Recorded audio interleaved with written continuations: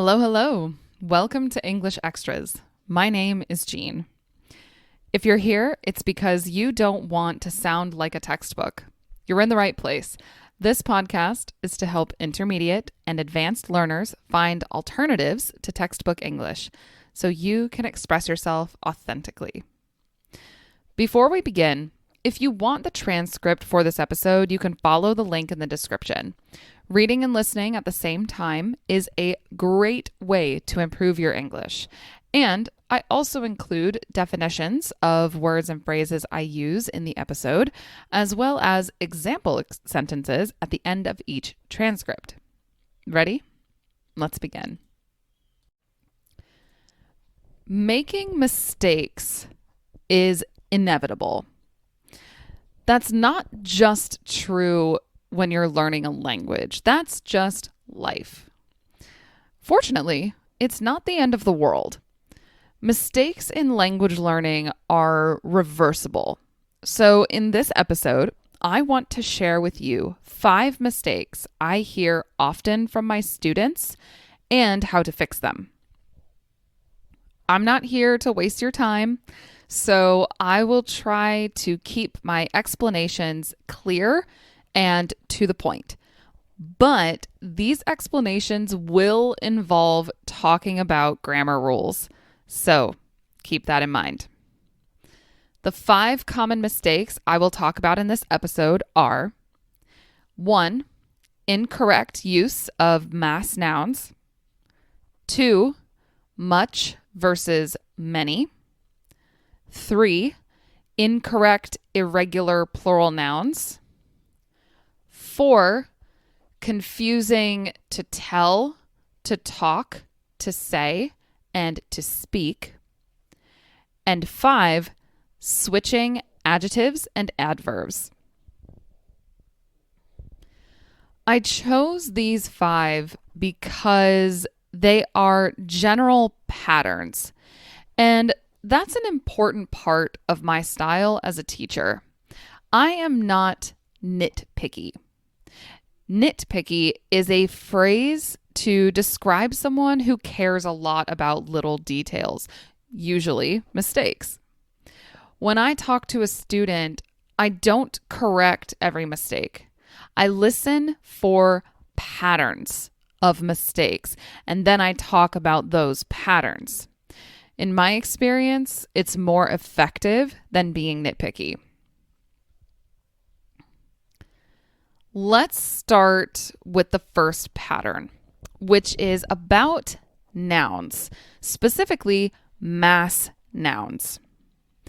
A noun is a person, place, thing, or concept. A mass noun is something that cannot be easily counted. So from a grammar point of view, it is used like one big thing. Mass nouns are sometimes called non-count nouns or uncountable nouns for this reason. Common mass nouns include emotion, like love and anger, materials, like wood and gasoline, foods, like rice and bread, and weather phenomena like rain and wind. Another common one I hear a lot because many of my students still go to school is homework. Mass nouns are different from countable nouns because of their grammar, and this is usually where I hear my students make a mistake. Countable nouns take an S or ES to become plural. Mass nouns, however, do not have a plural form. They do not take an S or ES to become plural. So I can correctly say one pen, many pens, because pen is a countable noun. But I cannot correctly say one homework, many homeworks. Homework does not take an S to become plural because homework is a mass noun. In fact, mass nouns don't use numbers at all because remember, mass nouns are like one big thing. So I can say, I have 50 pens, but I cannot say, I have 50 homework. With mass nouns, we often add a phrase between the number and the noun. So I can say, I have 50 pages of homework. Usually, certain nouns prefer certain words to describe them. Take bread, for example, which is a mass noun. It's correct to say, I have 50 slices of bread, or I have 50 loaves of bread. But it's not correct to say, I have 50 breads. So mass nouns don't use numbers, and they also don't use the indefinite articles a and an. So I can say a pen, but I cannot say a homework. I can say an apple, but I cannot say a bread. Now, I'm going to say something that might disappoint you. That is, some nouns can be either a mass noun or a countable noun, depending on context. A famous example of this is the word water. In general, it's a mass noun. So I can say, there's water everywhere. However, something interesting has happened over time, specifically in the context of ordering at a restaurant. When you want to order water at a restaurant, technically, you can say, I'd like a glass of water, please. Or we'd like 2 glasses of water, please. However, that's not how people usually talk. For some reason, the glass of phrase can be deleted, and you can say, I'd like a water, please. I'd like a water, please.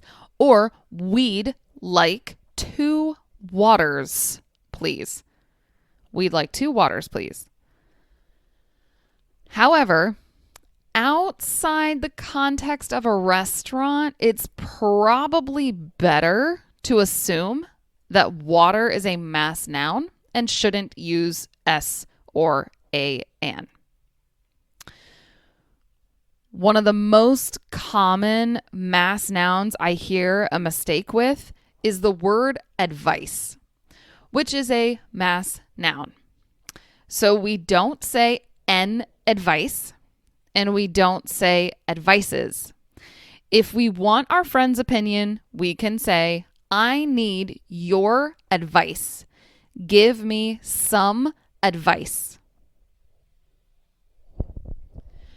You're probably asking, how do I know when a noun is countable or uncountable? Great question. The logic of this isn't perfect.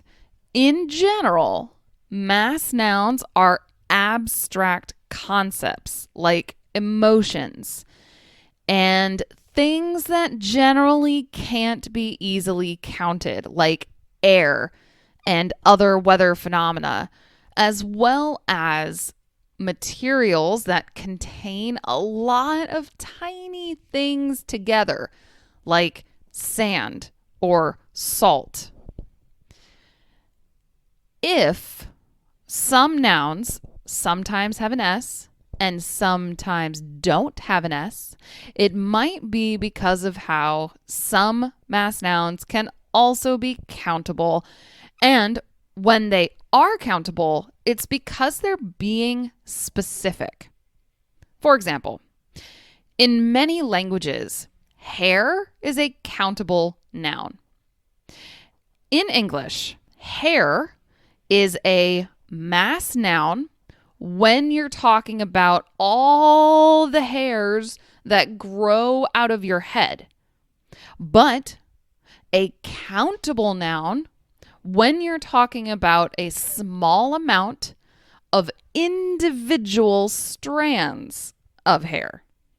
So, for example, I can say, my hair is brown because I'm referring to the collection of all the hairs growing out of my head. But if I want to talk about some specific strands of hair, I can say, my hair is brown, but I've got some gray hairs too. Let's stay on the subject of nouns for a moment, because another common mistake I hear is confusing much and many. And this rule is connected to countable and uncountable nouns. Many goes with countable nouns like apples and pens. Much goes with uncountable nouns, mass nouns, like homework, money, and love. So I can ask, how many apples do you have?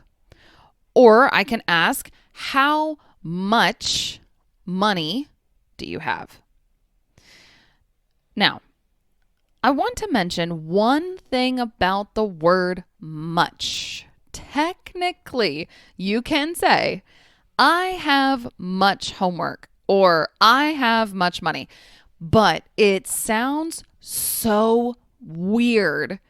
In my experience, native speakers don't usually use much in the positive sense, meaning we use much if there's some type of negation in the sentence. For example, we don't have much milk, or I don't have that much homework today, or that's too much money. If you don't know for sure which one to use, just use a lot of, because a lot of can be used with countable and uncountable nouns. You can have a lot of pens and a lot of homework. So I've shared a lot of information about countable versus uncountable or mass nouns. And I want to point out that mass nouns are different from irregular plural nouns. I'm sorry for getting so technical here, but stay with me. These are mistakes I hear all the time, I promise. So you know that countable nouns are words that take an S, like pens and apples and phones. And mass nouns don't take an S, like homework and money and energy. But what about words like children? One child, many children, not many childs. Or people. One person, many people, not many persons. Well, these are irregular plural nouns. Some nouns have a weird plural form. Remember that modern English evolved because of contact with a lot of other languages. So these irregular plural nouns are descendants of an old system of making nouns plural. They are different from mass nouns because of their grammar. In English, the verb needs to match the subject, usually a noun, in number. When conjugating a verb for a mass noun, the mass noun requires a singular verb form. However, irregular plural nouns, such as children and people, use the plural form of the verb. So, I can say, this homework is, because homework is a mass noun and will act like a singular noun grammatically. But I say these children are, because children is an irregular plural noun and requires a plural verb. I recommend becoming familiar with the most common mass nouns and irregular plural nouns. I've included links to lists of the most common mass nouns and irregular plural nouns in the extra resources section of the transcript of this episode. You can find the link in the description. Now, let's switch to another very common mistake I hear, and that is confusing to tell, to talk, to say, and to speak. These 4 verbs have very, very, very similar meanings in English. The main differences between them are what they focus on and how they are used grammatically. I'm going to give you the general principles, but remember, English is a language of exceptions.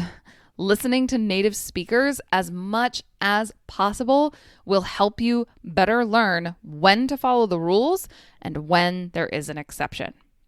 Okay, so let's start with to speak because to me, it feels like the easiest to explain. We use to speak generally in the context of a language or giving a speech.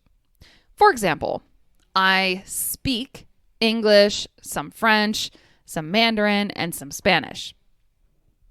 You can hear another example of this from the movie The Avengers. In one scene around the middle of the movie, Tony Stark, Iron Man, is communicating with Steve Rogers, Captain America, and using a lot of technical terms that Steve doesn't understand. So Steve says, "Speak English." We also use to speak when referring to giving speeches. For example, I heard you speak at yesterday's conference. You were great. Or, in his speech, he spoke about how to improve productivity. However, a common exception is having a conversation with someone. You can speak with someone about something. For example, I can say, "Oh, I was speaking with Anna the other day. She's doing well." So how is to speak different from to talk? To talk generally focuses on the person or the topic. To talk requires a preposition after it, usually to for a person, about for a topic, or for a length of time. We can combine all of these in one sentence, by the way. So we can say, "Can I talk to you?" "Can I talk to you?" Or, "Can I talk to you for a minute?" "Can I talk to you for a minute?" Or, "Can I talk to you for a minute about today's class?" "Can I talk to you for a minute about today's class?" A quick note about to talk and to speak. Sometimes they are interchangeable. When they are interchangeable, to speak gives a more formal vibe. So if your boss says, "Can I speak to you?" it sounds like someone might be in trouble. So what about to say and to tell? In general, to say focuses on the what, the message. So we use to say when we focus on the exact words someone spoke or wrote. For example, He said, "Do you want fries with that?" This is why in books you see he said, she said after a line of dialogue, because we use to say with a direct quote. To say is often used as a standalone verb, but it can be used with prepositions. If, for example, you wanted to specify who, such as, I said to her that blah, blah, blah. But if you want to focus on the who, you can definitely use to tell, because the focus is often on the who, the person receiving the message. However, because to tell already implies who, we don't use a preposition after it. We immediately follow to tell with the person being told. For example, I told you this already. I told you this already. Not I told to you this. When you use to tell, don't use to after. So we say, let me tell her real quick. Let me tell her real quick. Or did you tell him already? Did you tell him already? There are times when you will use several of these verbs in the same sentence. For example, I told him what you said. Or I said what you told me to say. So I share all of this, but please keep in mind that the best way to learn these differences is by paying attention to native speakers. Don't worry if you don't learn the differences immediately. It will take time, and that's okay. Be patient with yourself. Now, let's talk about the last pattern. That is switching adjectives and adverbs. So, an adjective is the type of word that describes a noun, such as big, small, beautiful, ugly. In English, the adjective comes before the noun. So you can have a big house, a small pool, a beautiful family, and an ugly dog. An adverb is more flexible because adverbs can describe verbs, adjectives, or other adverbs. So that house can be really big, the pool very small, the family extremely beautiful, and the dog super ugly. But the mistake I hear most often is when talking about verbs. We use adverbs to describe verbs, how an action is being done. So you're walking, for example. Are you walking slowly, quickly? You might have noticed a pattern forming here. Adverbs are often different from adjectives because they can end in ly, ly.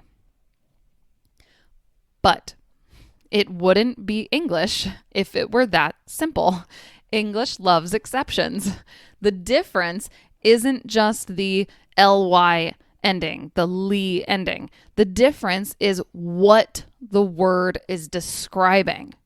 So words like lovely, friendly, and curly are adjectives, even though they end with ly, because these words describe nouns.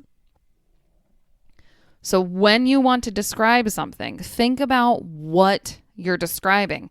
If it's a noun, you use the adjective form. If it's a verb, use the adverb form. So we say, that's a beautiful house, because beautiful is talking about house. But we say, that was beautifully done, because beautifully is talking about done, which is a verb. It's saying how it was done. It's a small mistake, and if you make this mistake, trust me, it isn't the end of the world. Context will tell the listener what you mean. However, if you're trying to jump from intermediate to advanced, I recommend spending some time practicing the difference between adjectives and adverbs. I put some links to practice exercises and other resources in the transcript of this episode. Whew, that was a lot of information. If you made it to the end, well done. Don't forget to find the transcript for this episode in the description. Thanks for listening. Until next time, bye.